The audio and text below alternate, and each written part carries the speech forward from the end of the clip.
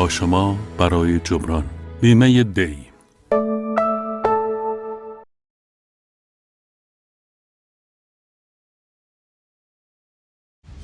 حالا فهمیدم قضیه چیه. وام 3 میلیاردی بانک سپه. بانک سپه، نخستین بانک ایرانی. هما تلکام تقدیم می کند.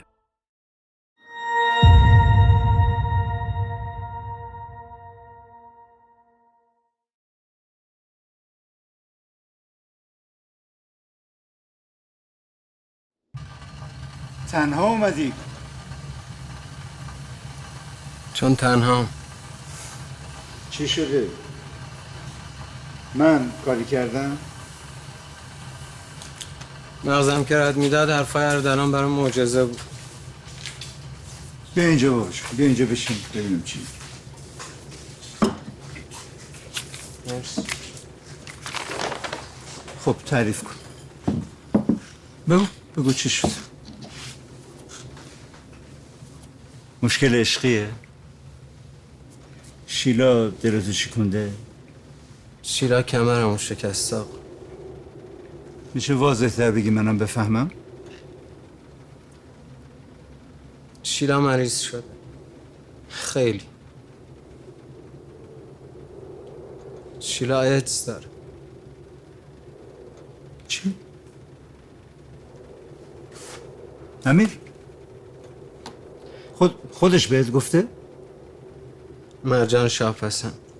چه آرسن لوپنی، تو هم عقلتو دادی دست اون کثافت گو؟ اون که کثافته ها، ولی رفتم دنبال حرفش. راسته، با سند راسته.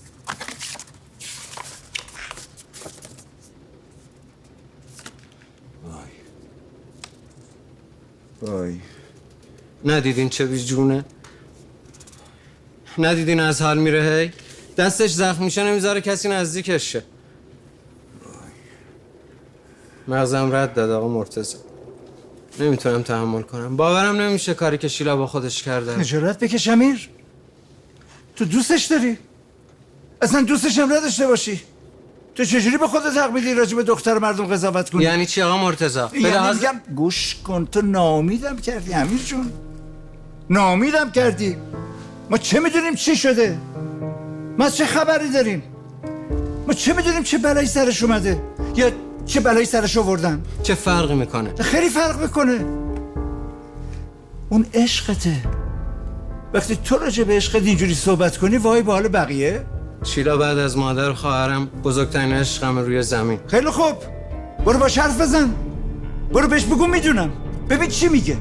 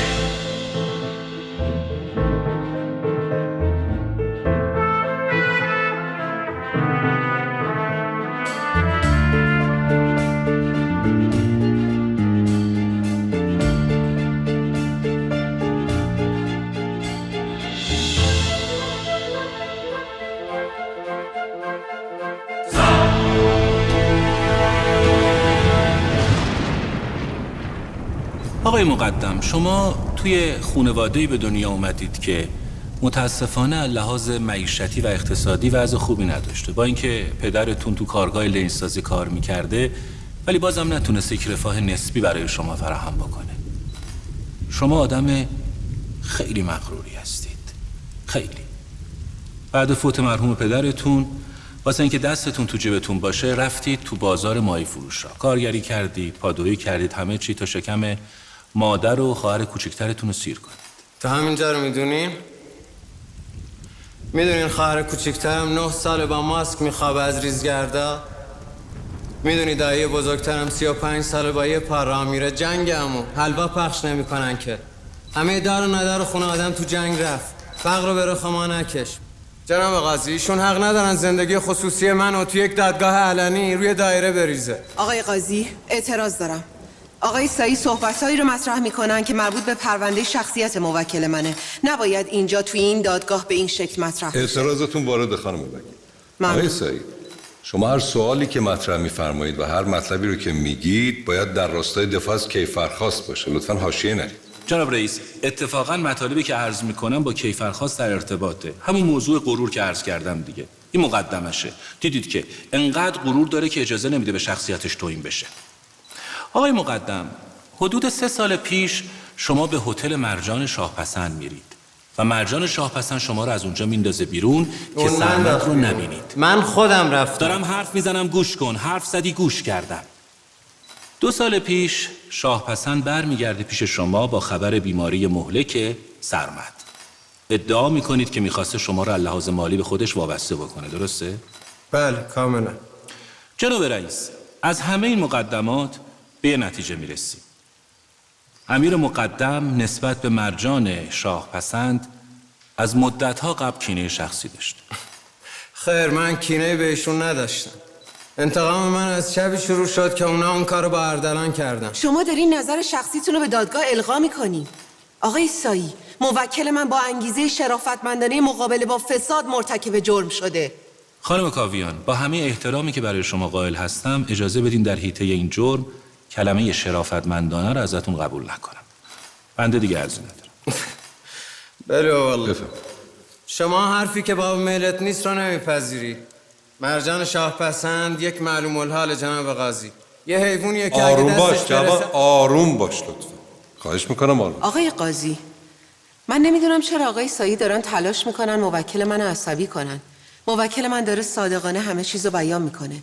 اگه ریگی تو کفشش بود چرا باید گذشتش با خانم شاهپسند و تو مرحله تحقیقات و همینطور اینجا در موردش صحبت میکرد؟ آقای سایی، خودتون تو جلسه قبلی دادگاه اشاره کردین به اینکه این افراد چقدر آدمای کثیف و مجرمی هن. خانم وکیل، طبق قانون هم نماینده دادستان هم شما اجازه دارین که نظرات حقوقی و قضایی خودتون رو اعلام بفرمایید. حالا احراز این که این نظرات کدومشون درسته به عهده بنده است. اینجا دادگاه خانم وکیل، هنوز مشخص نشده که چه مجازاتی در انتظار موکلین شماست. این خانم و آقایون یه سری جرایم متعددی مرتکب شدن که خودشون هم قبول دارن و شما خودتون بهتر از هر کسی میدونید که تعدد جرم از عوامل تشدید مجازاته. حالا اگر دادگاه داره حوصله به خرج میده تا همه صحبت رو بشنوه، صرفاً به خاطر اینه که خدای نکرده حقی از کسی ضایع نشه. آقای مقدم، صحبت‌های خانم مرجان شاهپسند درباره بیماری همسرتون که صحت داشته. بله آقا، صحت داشت. اون وقت آیا احیانا ایشون در آلوده شدن همسر شما به ویروس HIV تاثیرگذار نبودن؟ خیر جناب قاضی، علت بیماری همسرم یه چیز دیگه ای.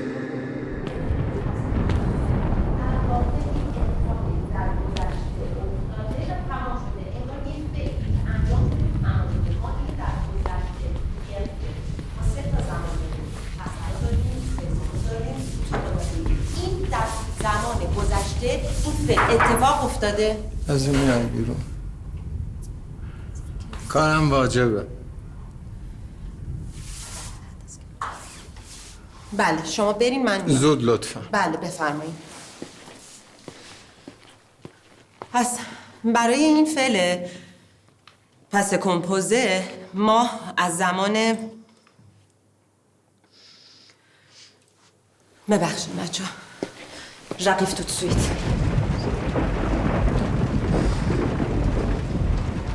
کی بهت گفت؟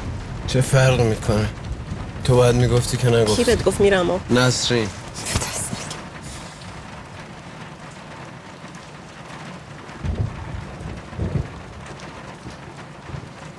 چی تو سرت امیر؟ ها؟ تو اعتیاد داشتی شیره بمون. پس این ویروس لعنتی سر کلاشک کجات خونت پیدا شد ها؟ میفهمی چی داری میگی؟ من همه اون با تو صادق بودم. من به تو نمیگفتم اگه با کسی هم؟ من اگه اعتیاد داشتم تو نمیفهمیدی؟ تو چه این مسئله رو میفهمیدی؟ چه نمیفهمیدی؟ بعد میرفتی. حالا که فهمیدی برو لطفا. چی میرفتی؟ چی؟ حرف بزن. میدونی من از وقتی شنیدم چی کشیدم شیرا؟ حرف بزن لطفا. مادرم که فوت کرد همه چیم ریخ به هم. تو که یادته من به غیر از ناهید کسی رو نداشتم. دیگه دلم نمیخواست باشم. رگ دستم رو زدم. تموم نشد موندم. تو اومدی تو زندگیم امیر. شدی هم به کس و کارم. نمیخواستم اون غلطی که کردم همه از جلو چشمت باشه. رفتم عکس ناهید رو روی دستم تتو کردم. سوزن تتو کار آلوده بود. بدبخت‌تر از اون چیزی شدم که بودم. امیر جانم من اگه به تو نگفتم برای اینکه نمیخوام بیشتر از این درگیر مصیبت‌های من شی، برای اینکه دوست داشتم، برای اینکه دوست دارم، برای اینکه عشقمی. امیر من اینکه از دستت فرار میکردم بابت این بود که دیگه به درد زندگی نمیخورم. امیر نکن. امیر جانم نکن عزیز من. دقیقه میکنم عشق من نکن. اونی که رو دستت تتو کرد چی شد؟ پیداش نکردم نیست.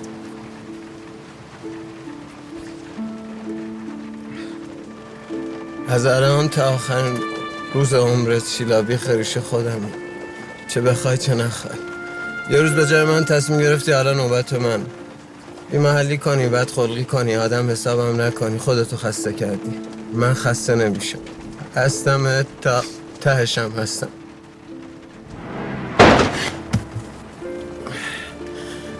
میباره پشتم.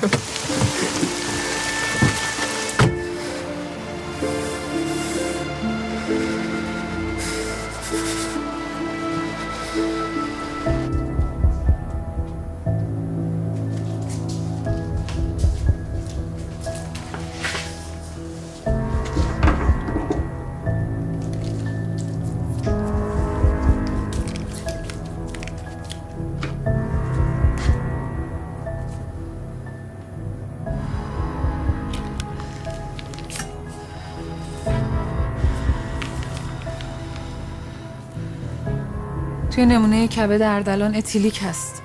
اتیلیک؟ آره الکل، مشروب، یه چیزی از خانواده کدئین هم توی خونش هست. اردلان مگه شب مهمونی اصلا مشروب خورد؟ اردلان اصلا مشروب نمیخورد. اون شب خورد منم خوردم. اون زن شاپسند قاطی آب میوه داد بهم. امیر تو نمونه خونه تو هم الکل هست هم کدئین. امیر اون شب غیر از اون آشغالی که اون زنه بهت داد چیز دیگه هم خوردی؟ مثلا چی آقا؟ چه میدونم شکلات. نه نخورد. کسی دیگه از اون آب میوه ها نخورده؟ نه. درسا تو چی؟ من اصلا تو مهمونی خیلی نبودم. من رفتم بیرون خریدار رو گرفتم. پس احتمالا این کدئینی که تو خونشونه قاطی همون الکلی بوده که خانم شاه بسند داده بهشون. دقیقاً همینطور. آقا من کدئینش رو نمیدونم ولی با همین دوتا چشم من تانکرای مشروب و زیر هتل شاپسند دیدم.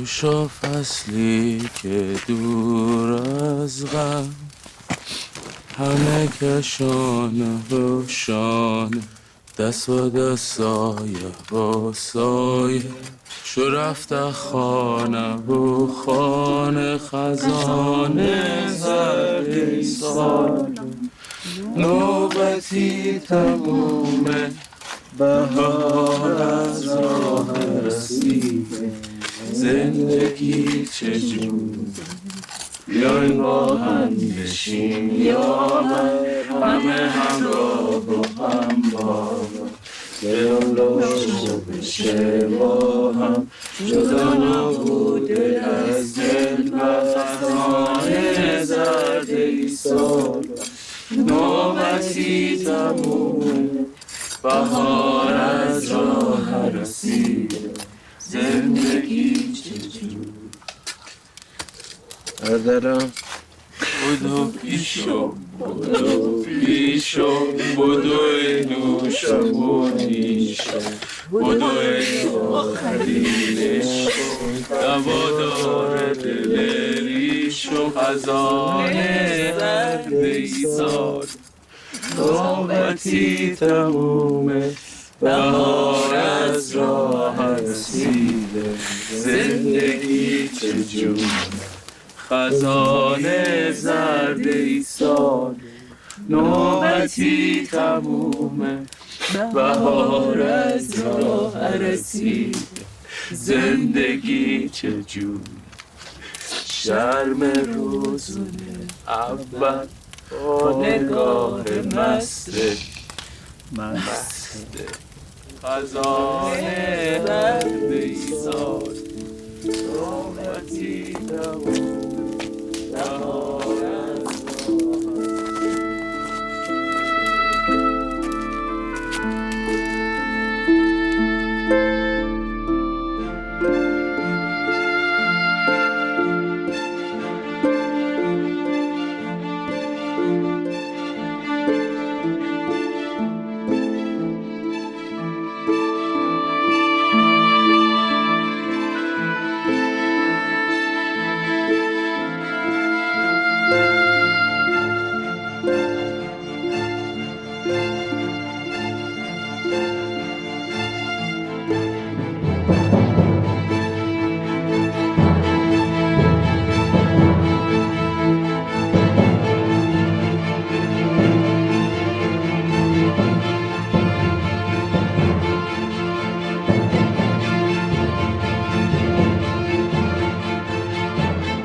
درست تو عمق 5 متری زیر پایه های هتل.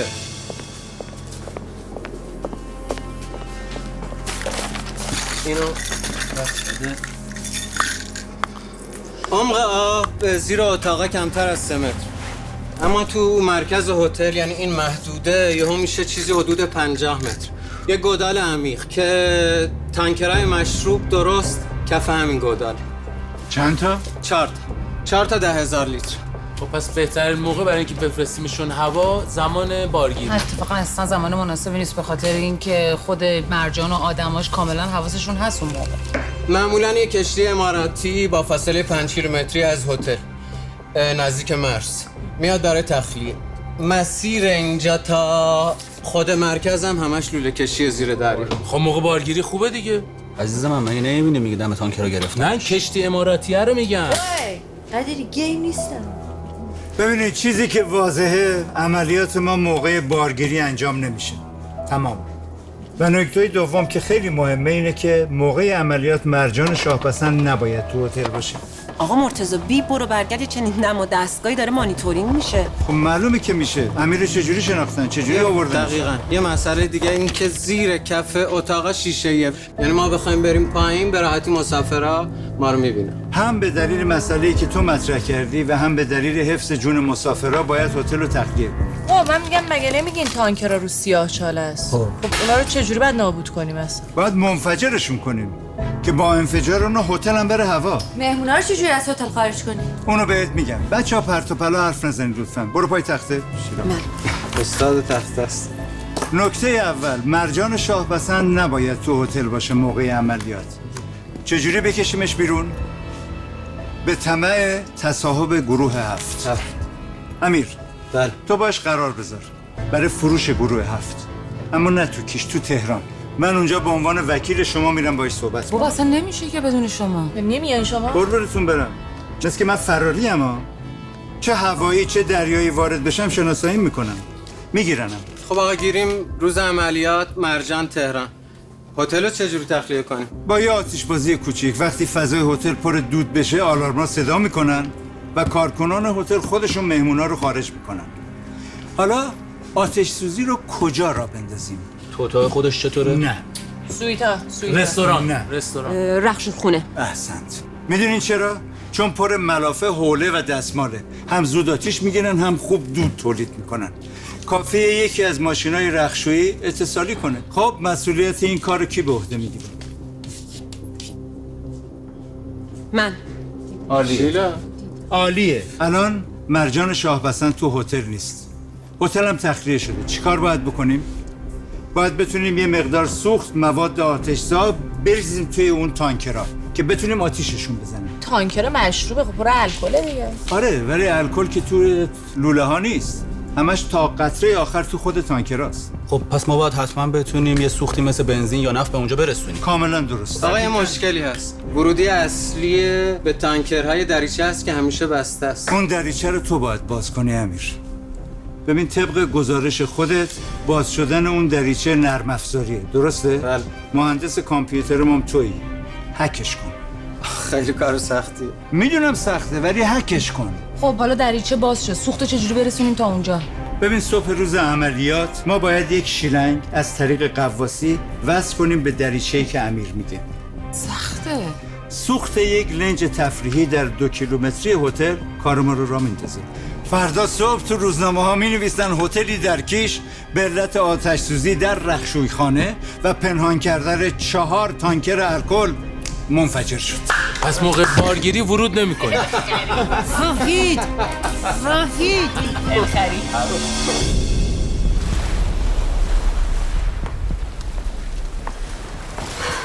کی اومدی؟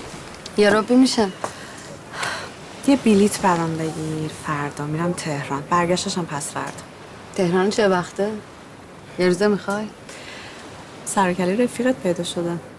کی؟ امیر. اینجاست؟ نه زنگ زد. که چی؟ راضی شدم بفروشم. برای همین دارم میرم. شبم با وکیلشون قرار دارم تموم کنیم. آخ قیافه خسرو دیدن داره بعد توافق. میخوای باید بیام تنها نباشی؟ نه صدات کردم بیا اینجا نیستم تو باشی. فصل شلوغیه، بالا سرشون نباشی گن میزنم. خب چرا وکیلشون نمیاد؟ خب دیگه خریدار من باید برم. نهار خوردی؟ بیا ببرمت بیرون بهت نهار بدم، شیرینی معامله. حالا بذار بخری بعد ولخرجی کن. شما خریده حساب کن. خدا رو چه دیدی؟ شاید این امیر جونت هم زدم زیر بغلم برات آوردم. الان دیگه؟ فکرت چه دیگه هست؟ حواسم نبود. شرکت طاهرتاج مادر تولید کننده دستگاه‌های لیزر تیتانیوم، پلاتینیوم پلاس، پلاتینیوم، الکس دایود، کیو سویچ، پیکسل و لیزرهای جوانسازی. طاهرتاجمادر.com.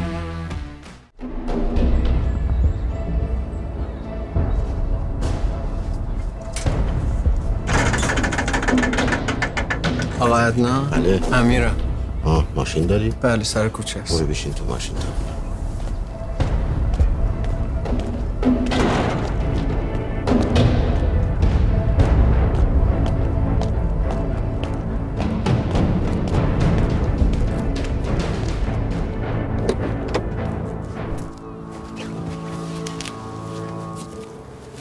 چی شد؟ داره میاد. یعنی چی؟ یعنی چیه؟ گفت برو تو ماشین میام. خانم این ترسو احتیاط میکنه. ترسو خفه شو وحید. حالا بس بیاد میبین. اینا داره میاد.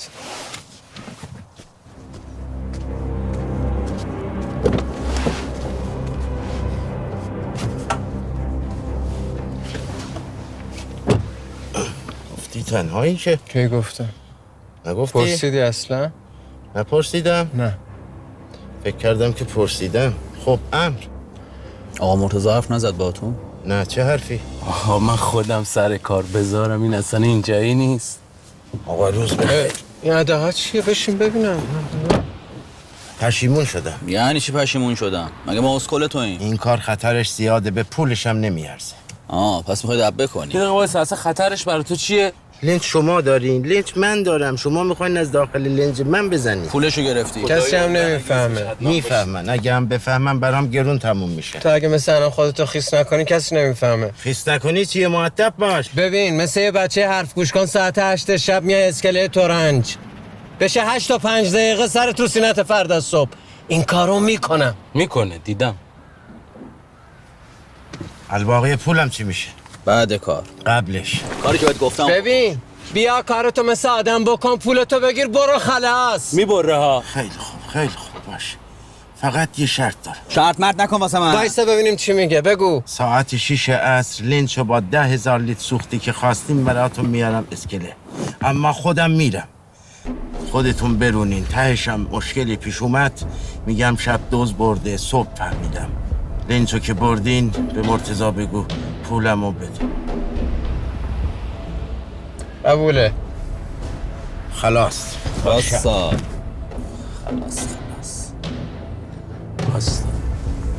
بذار حرفشو بزنه دیگه. ساعت 6 عصر خیلی خوب افتادی. با 10,000 لیتر سوختی که خواستیم براتون میارم اسکله. سوسه نیایی واسه ما. اما خودم میرم. با خودت هم گیره. خودتون خوش برونین، اومدی. تهشم مشکلی پیش اومد میگم شب دوز برده. نگفتم ترسوه؟ خفش و وحید. امشب رأس ساعت 9 حرکته. لنج خلیج اسکله تورنج. بفرمایید. از اسکله تورنج بفرمایید. اونجا باشید، 9 تخفیم داره، بفرمایید. امشب حرکت موسیقی زنده رقص جنوبی اسکله تورنج. رأس ساعت 9 حرکته. رأس ساعت 9. رو به اونجا باشید که 9 حرکته. میخوایم بریم اتره کنیم. امشب رقص جنوبی با میگذره. موسیقی زنده، رقص جنوبی، حرکت از اسکله تورنج. شیلا داری عزیزم. امشب رقص موسیقی حرکته از اسکله تورنج با رقص جنوبی.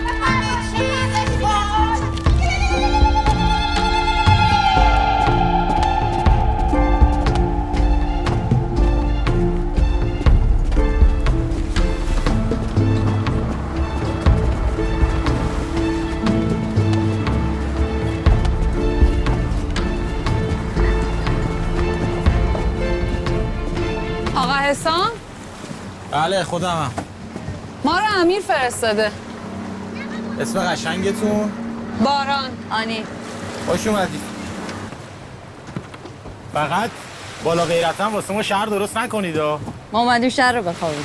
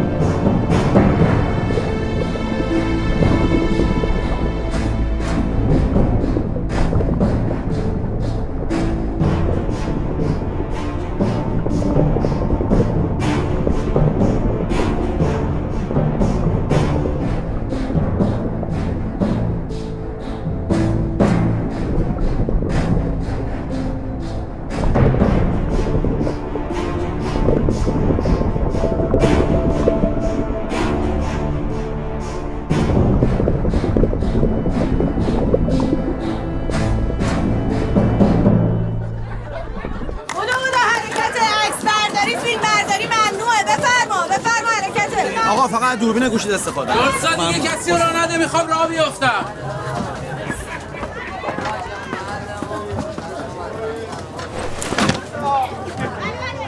بگو شیلا. دارم میرم تو رخ شورخونه. آنی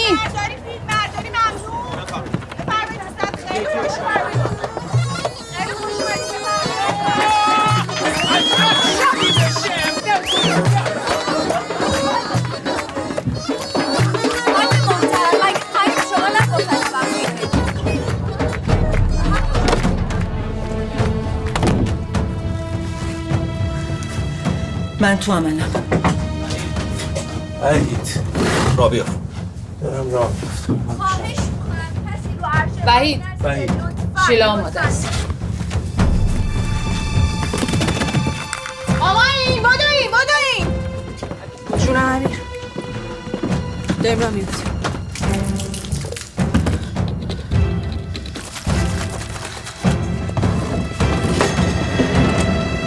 سلام، خوش آمدید. بفرمایید خانم.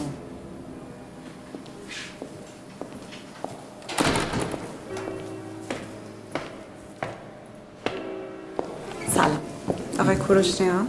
بله، من مرجان شاه هستم. بفرمایید بشینید، خواهش میکنم. ممنون.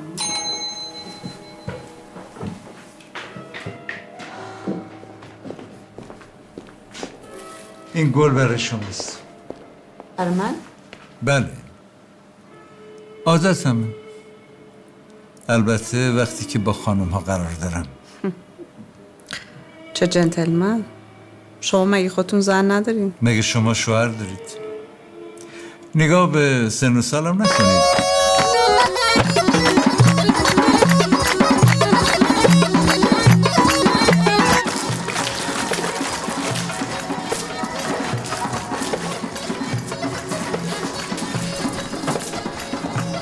لطفاً سفارش بدید.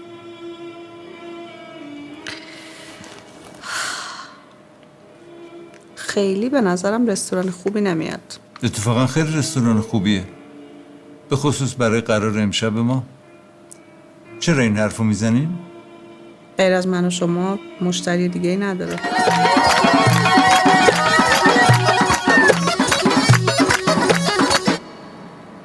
میتونم مرجان صداتون کنم؟ بله. من امشب این رستوران رو قرق کردم برای شما مرجان. به به، خوبه. پس امشب باید خیلی شب قشنگی بشه.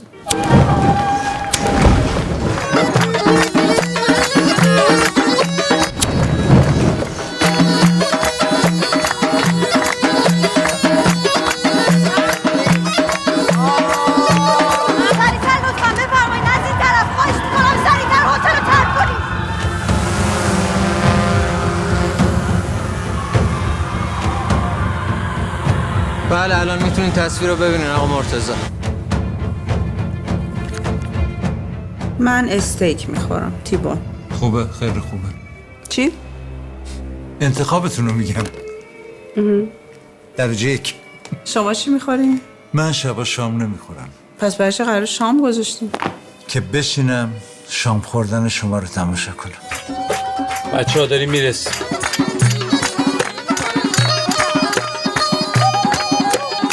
وحید حواست باشه. خیلی خوب، پس یه تیبون با آب. آب؟ برای چی آب؟ اینجا نوشابه های دیگه هم داره، همون به رنگ آب. نه، ترجیح میدم که هوش و حواسم امشب سر جاش باشه، وگرنه ممکنه خیلی برام گرون تموم شه. احتیاط درستیه، هرچند که برای شما گرون تموم میشه.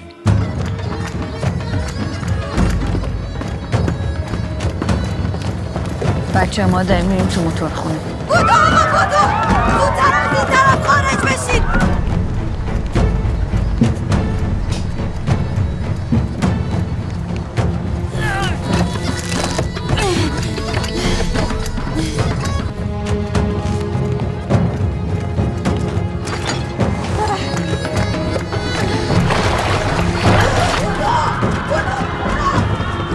بابا دمت گرم شیلا، من دارم میرم دفتر. آنی بیدم پنجره.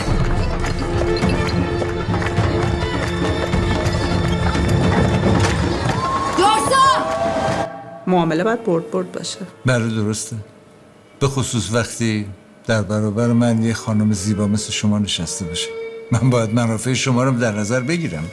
من تو دفترشم.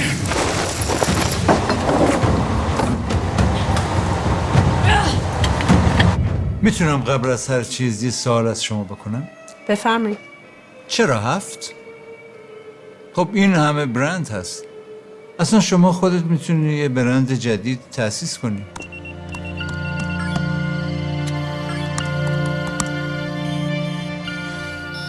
خب چون 7 کارش گرفته، میدونین بالاخره یه اسم و رسمی پیدا کرده، بین جوونا جا باز کرده، کارشو بلده. یه برند جدید با میدونی به شکل زنجیره یکم ریسکش بالاست نیست؟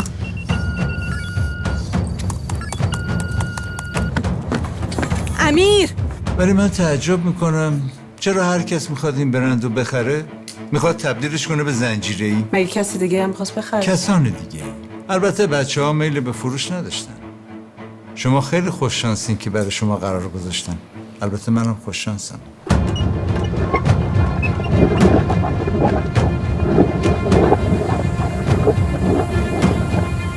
مرسی، ولی من فکر میکنم اینو میگین که قیمت رو ببریم بالا. قیمت که بالا هست. نه، مثل اینکه وکیل بچه ها کارشو خوب بلده. وکیل بچه ها کارهای دیگر هم خوب بلده. امیر چی شد؟ باران هنوز نتونستم. نه صبر. خب به نظرم دیگه تفریح فعلا کافیه. خانم با سیاستی هستید. چطور؟ چون گفتید تفریح فعلا کافیه. یعنی اهل تفریح هستیم. چجورم؟ البته بستگی داره کی پای تفریح باشه.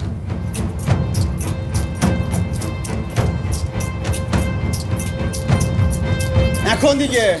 من از صمیم قلب براتون آرزو میکنم بعد از این امکان تفریح داشته باشید. یعنی چی؟ خب بعد امشب حسابی گرفتار میشید. یعنی اداره یک برند زنجیره‌ای خیلی گرفتاری داره. گرفتاریش با من. عددو بگو. لعنتی چیکار داری میکنی؟ صبر. من جسارت نمیکنم. شما بگید.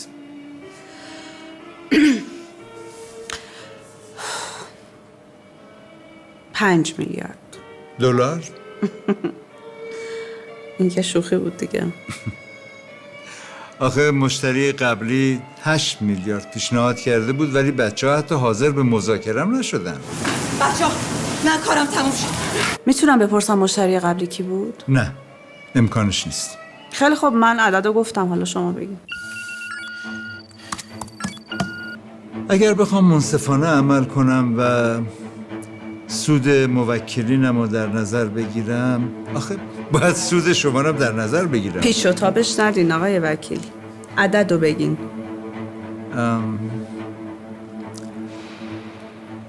حوصلتون رو بذارید وسط. غلطی بکن دیگه امیر. چه خوش اشتها. منصفانتون این بود. ببین آقا جون، هفتتون هفته که باشه. من سرم تو حساب کتابه. سر کار گذاشتی منو؟ نه کاملا جدی گفتم. امیر زود باش. صبر. خیلی خب، پس اینطور که معلومه ما معاملمون نمیشه. شما فروشنده نیستین. ممنون بابت استقبال. بشینید خانم شاپسند. ببخشید من یه مطلبی رو باید همون اول به شما میگفتم که فراموش کردم. و در ضمن ممکنه خواهش کنم به شام خوردن ادامه بدید. شاید اشتهای منم باز شد. دیگه جا ندارم. مطلبتون رو بفرمایید.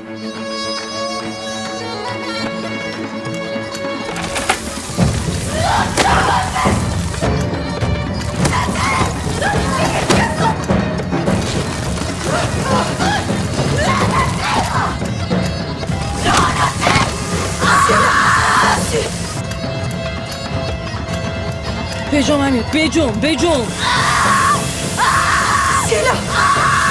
سیلا گوه خوردم. امکان نداره من بخوام کاری رو انجام بدم و نتونم. شک دارم این دفعه بتونی. باشه؟ شکتون رو تبدیل به یقین میکنم.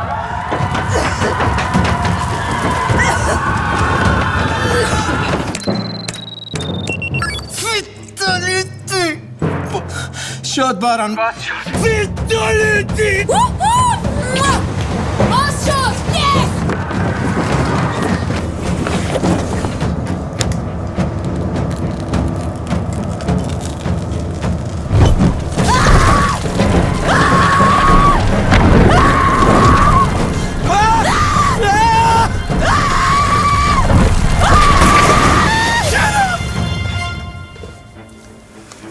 نگاه کنید، این تصویر زنده از هتل شماست، درسته؟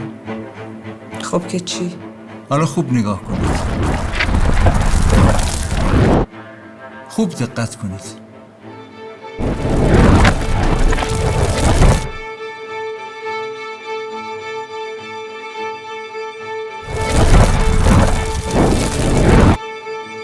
خوب نگاه کنید.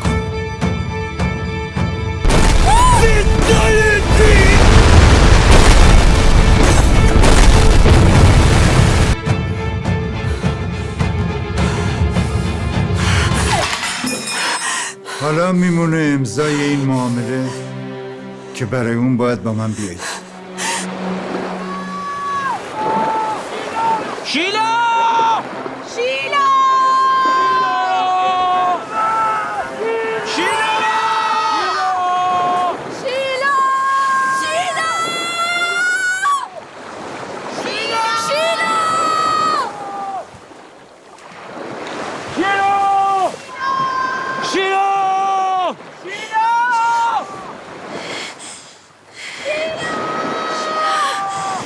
مرتضی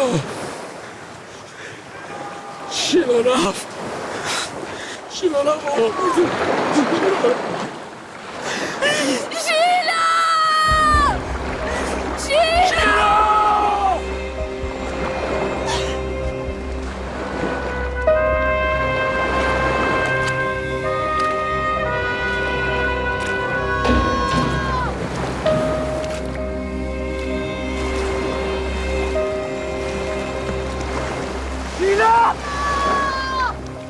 اومدم شیلا اومدم امیر امیر